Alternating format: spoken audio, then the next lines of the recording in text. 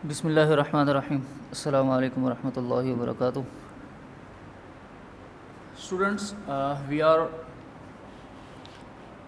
going to solve the MCQs of the chapter number 2 of 10th class physics, and inshallah we will discuss the review questions from the book as well. And this is today's lesson number 19 of the chapter number 2. So let's start the discussion on the MCQs of this chapter.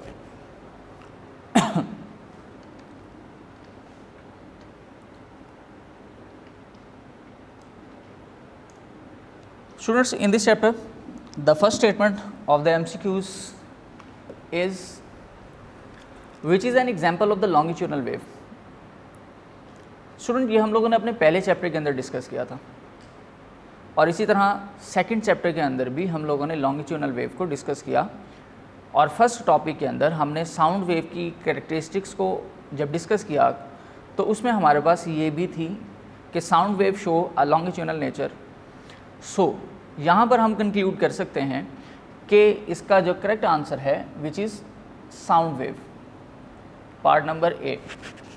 And same as the part number 2 is how does sound travel from its source to your ear. Students, यहाँ पर हमने ये देखना है कि हमारे पास आवाज़ जो है वो किसी भी सोर्स से हमारे कानों तक कैसे पहुँचती है। सबसे पहले नंबर पे you have to observe that what kind of the medium.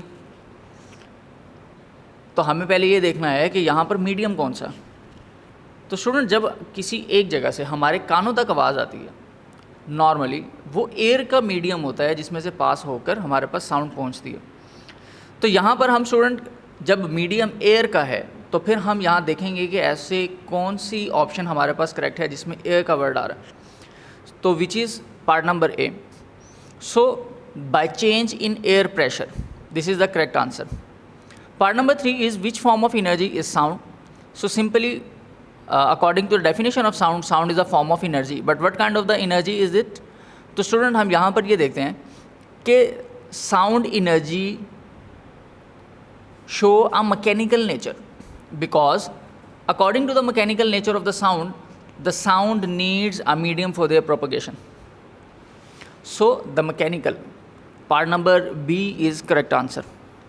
Part number 4 is astronauts in space needs to communicate with each other by radio links because astronauts को स्पेस में कम्युनिकेशन के लिए रेडियो लिंक्स की ज़रूरत क्यों पड़ती है। अब बिकॉज हमने उसकी वजह बतानी है student. Sound waves travel very slowly in space, कि वहाँ पर जो है वो साउंड वेव्स की स्पीड स्लो होती है, या sound wave travel very fast या बहुत ज़्यादा तेज़ चलती हैं, या sound waves can not travel in space, क्या वो साउंड वेव्स पास हो ही नहीं सकती स्पेस में। और लास्ट में ऑप्शन है sound wave have low frequency in space. Student, यहाँ पर सबसे सूटेबल ऑप्शन जो हमें मिल रही है वो हम ये एज्यूम कर सकते हैं उससे कि जब हम बात कर रहे होंगे ना स्पेस की, तो स्पेस का मतलब ये है कि वहाँ पर हमारे पास एयर का मीडियम भी नहीं है। तो वहाँ पर अगर कोई मीडियम नहीं है या मीडियम बहुत ज़्यादा वीक है कि जिसके अंदर पार्टिकल्स की डिस्टर्बेंस की वजह से साउंड प्रोड्यूस ना हो सकती हो, तो फिर हम स्टूडेंट ये एज्यूम करेंगे यहाँ पर कि sound wave can not travel in space, हमारी कम्युनिकेशन डिस्टर्ब हो सकती है। तो इस वजह से कि वहाँ पर स्पेस में साउंड वेव्स ट्रैवल नहीं करती, जो एस्ट्रोनॉट्स हैं स्टूडेंट वो रेडियो लिंक्स यूज़ करते हैं। इसी तरह the part number 5 is the loudness of sound is most closely related to its. तो स्टूडेंट, यहाँ पर अगर आप देखें तो हमने ये देखना है कि लाउडनेस ऑफ साउंड सबसे ज़्यादा किस चीज़ की वजह से इफ़ेक्टेड होती है। तो हमने जब लाउडनेस को पढ़ा था जो कि करेक्टरिस्टिक्स थी साउंड की, तो इसके फैक्टर्स की जब डिस्कशन की गई थी तो मैंने आपको डिफरेंट फिजिकल शेप्स की अपीयरेंस के साथ भी बताया था कि किस चीज़ की वजह से लाउडनेस पर इफ़ेक्ट आता है। तो 3 फैक्टर थे student, area, amplitude and distance. तो यहाँ देखें इन तीनों में से कोई लिखा है, तो जी बिल्कुल है, part number D. So this is our answer, the amplitude. Part number 6, for a normal person audible frequency range of the sound wave lies between अब स्टूडेंट यहाँ पर अभी नंबर्स में अगर आप देखें तो हमारे पास नंबर्स लिखे हैं 10 हर्ट्ज़ और 10 के हर्ट्ज़। के हर्ट्ज़ मीन्स किलो हर्ट्ज़। तो स्टूडेंट यहाँ पर जो के का वर्ड है वो प्रीफिक्सिस के तौर पर यूज़ किया गया है जस्ट बिफोर द यूनिट। तो स्टूडेंट प्रीफिक्सिस के अकॉर्डिंग अगर आप देखें तो के की जो वैल्यू है इन साइंटिफिक नोटेशन 10⁻³ है, means we use 3 zeros instead of के। तो हम यहाँ पर स्टूडेंट हम देखेंगे कि हमारे पास कौन सी वैल्यू है। तो सबसे सूटेबल वैल्यू जो यहाँ पर हमें मिलती है student that is this part number B 20 hertz and 20,000 hertz. के शो 1000, so 20 hertz and 20,000 hertz. The part number 7 is when the frequency of sound wave is increased, which of the following will decrease? अगर आपकी जो frequency of sound है उसको increase किया जाए, so which of the following will decrease?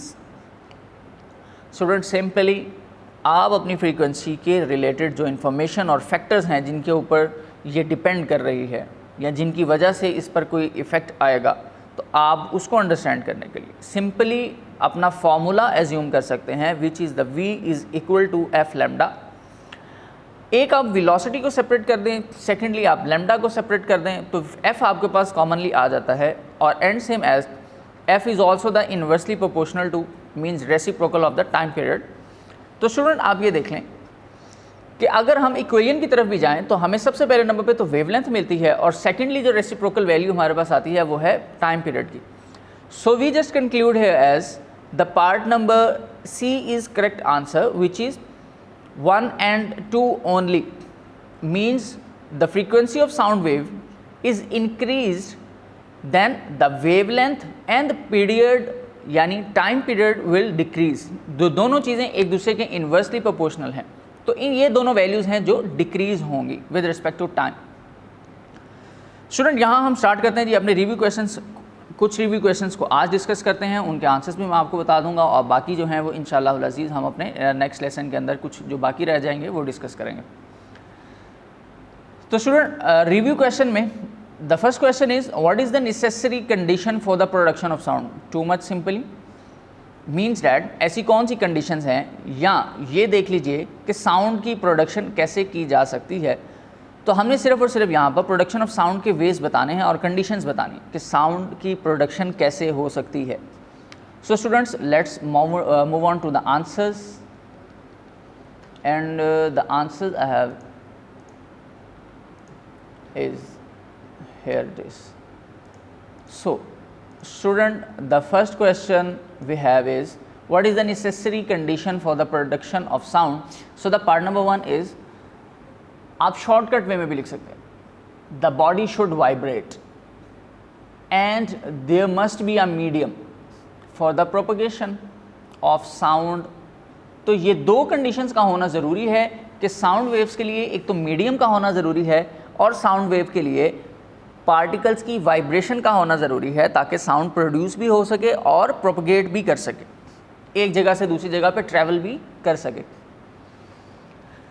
Second question है student what is the effect of medium on the speed of sound and in which medium sound travels more faster, air, solid और liquid? So justify your answer. हम लोगों ने last time student आपकी book के अंदर एक topic discuss किया which is 11.4 which is about the speed of sound। तो स्टूडेंट इस टॉपिक के अकॉर्डिंग अगर जो हमने डिटेल को मार्क किया था अगर उसके अकॉर्डिंग देखें तो हमारे पास आंसर स्टूडेंट ये बनता है there will be a change in speed of sound in different media, यानी डिफरेंट मीडियम में साउंड वेव्स डिफरेंट होती हैं, लेकिन हम ये कंक्लूड कर सकते हैं कि साउंड वेव जो हैं वो फास्टर ट्रेवल करती हैं in solid because the molecules are very close to each other. इसके बाद and they are executing a vibratory motion, और इनके पास वाइब्रेटरी मोशन भी होती है, and in doing so they transfer the sound energy to the neighbouring molecules. Due to this reason the speed of sound is greater in solid as compare to the liquid and gases.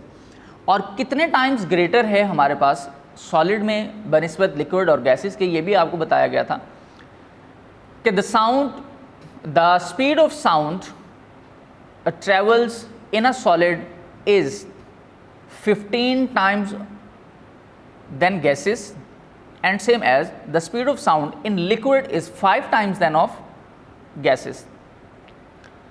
इसी तरह student हमारे पास यहाँ कुछ question है next 11.3, how can you prove the mechanical nature of sound bye a simple experiment. और student इसी तरह हम एक और भी लिख लेते हैं यहाँ पर, ये सेकंड पार्ट जो 11.4 क्वेश्चन है इसका आंसर भी डिस्कस करते हैं साथ ही.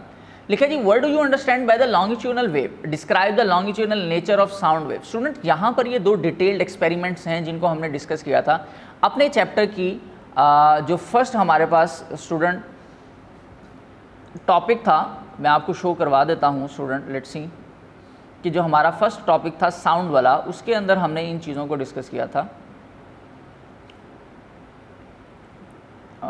Hair it is, yes exactly. So जो हमारा 11.3 क्वेश्चन था उसने ये पूछा कि how can you prove the mechanical nature of sound. तो स्टूडेंट मैकेनिकल नेचर शो करने के लिए हमारे पास ये एक्सपेरिमेंट था यहाँ पर.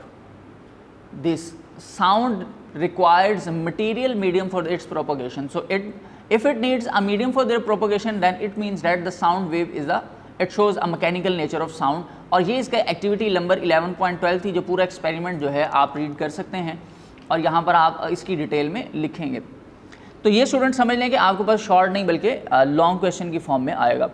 इसी तरह स्टूडेंट जो सेकंड क्वेश्चन है कि what do you understand by the longitudinal wave, describe the longitudinal nature of sound wave. तो उसके लिए भी हमने एक एक्सपेरिमेंट डिस्कस किया था which is student the longitudinal nature of sound wave. ये भी उसी हमारे फर्स्ट टॉपिक का पार्ट था. तो ये इसका एक्सपेरिमेंट हमने डिस्कस किया था कंप्रेशन और रेयरफैक्शन के हवाले से. तो स्टूडेंट ये डिटेल आपकी एक्सपेरिमेंटल जो है वो उस क्वेश्चन के अंदर आ जाएगी. और ये दोनों जो क्वेश्चन है स्टूडेंट ये आपके पास as a long question consider किए जाएंगे.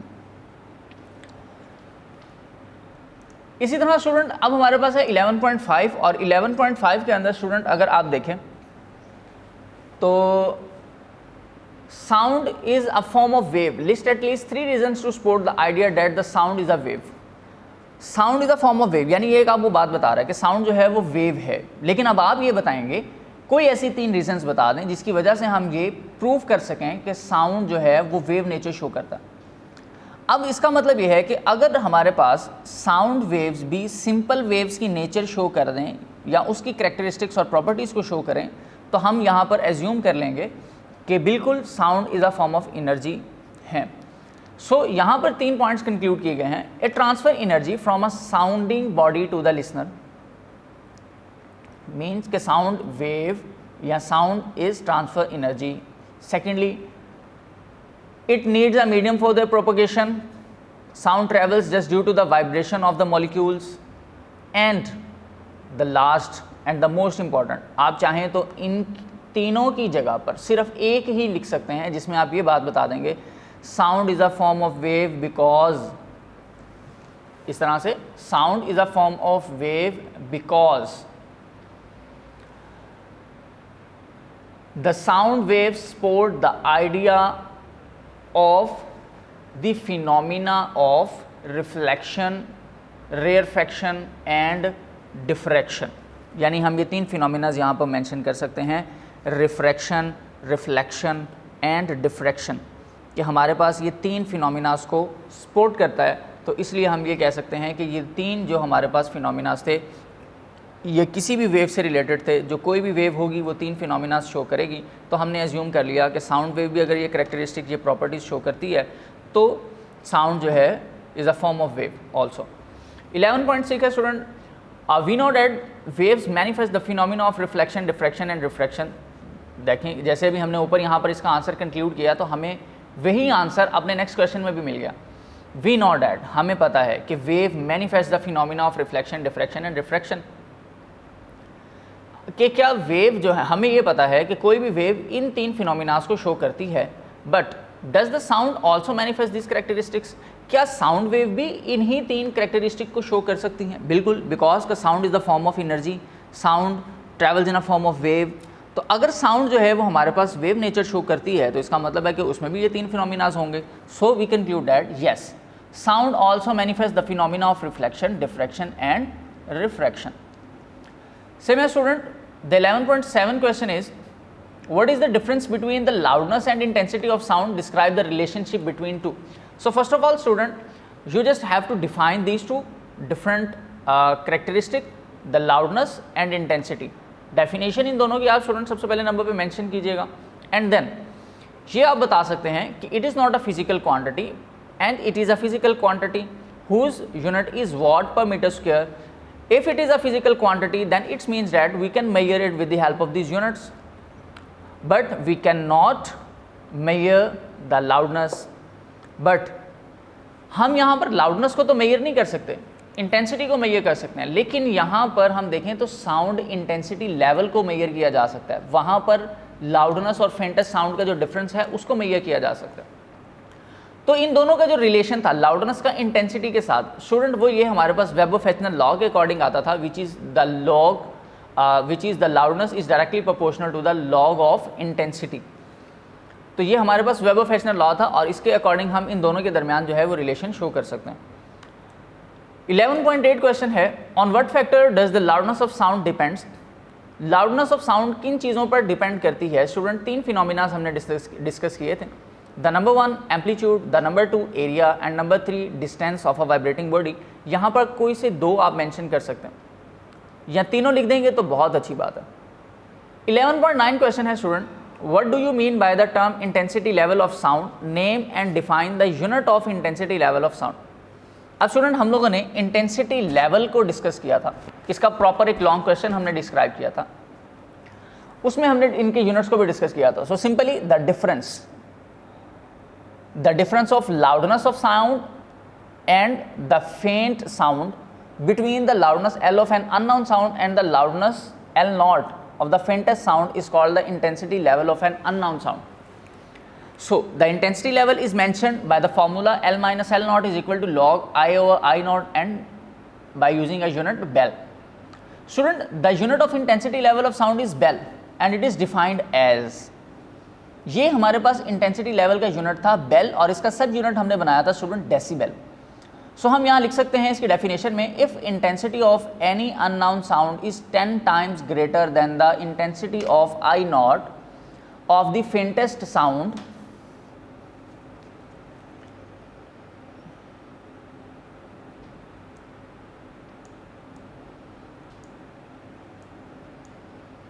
so I is equal to 10 I naught, then the intensity level of such a sound is taken as the unit called Bell.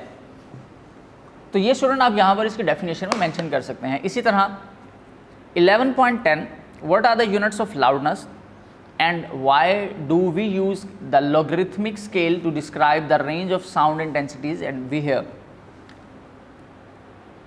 Student loudness of sound का unit क्या है? तो हमने पहले discuss किया कि loudness of sound is not a physical quantity, so it has no unit. Simply हम यहाँ इसके आंसर में लिखेंगे loudness is not a physical quantity, that's why it has no unit.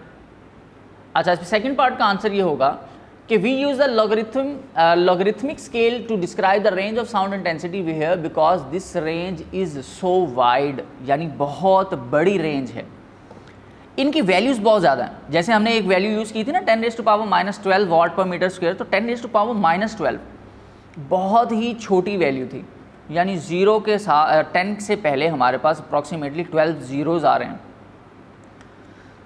तो स्टूडेंट ये काफ़ी बड़ी वैल्यू हो जाती है।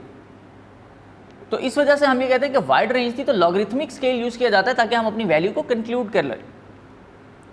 अच्छा स्टूडेंट, यहाँ पर हमारे पास 11.11 क्वेश्चन है, what is the difference between frequency and pitch, describe the relation graphically.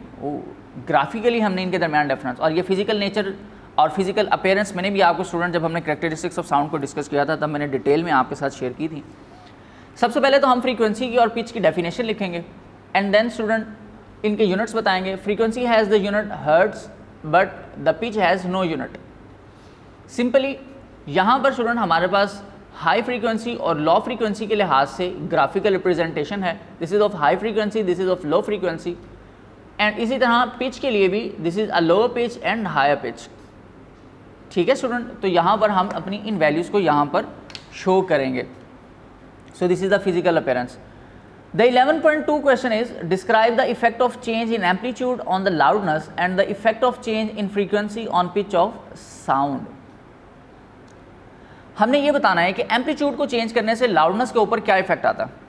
और इसी तरह एम्पलीट्यूड चेंज करने से फ्रीक्वेंसी पर क्या इफेक्ट आ सकता है, और यहाँ फिर हम ये भी बता सकते हैं यहाँ पर कि what is the effect of the change in frequency on pitch, अगर हम फ्रीक्वेंसी चेंज करें तो पिच पर क्या इफेक्ट आ सकता है, क्योंकि मोस्टली हमारे पास दो ही रिलेशन यहाँ पर शो कर सकते हैं, एक लाउडनेस का एम्पलीट्यूड के साथ और फ्रीक्वेंसी का पिच के साथ।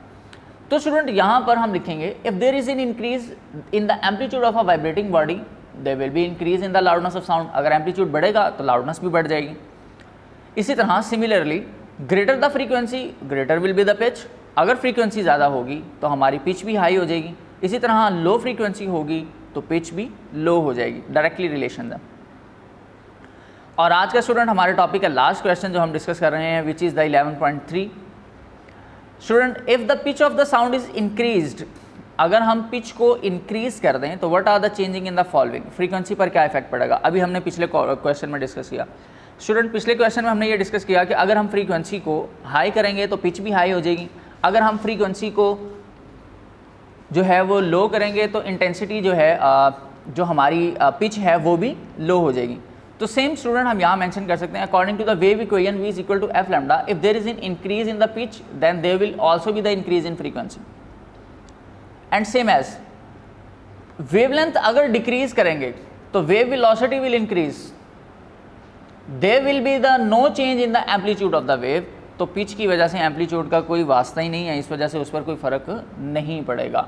सो student this is our lesson and in this lesson we just discussed the MCQs and first 13 short questions of the review exercise of the chapter number 2।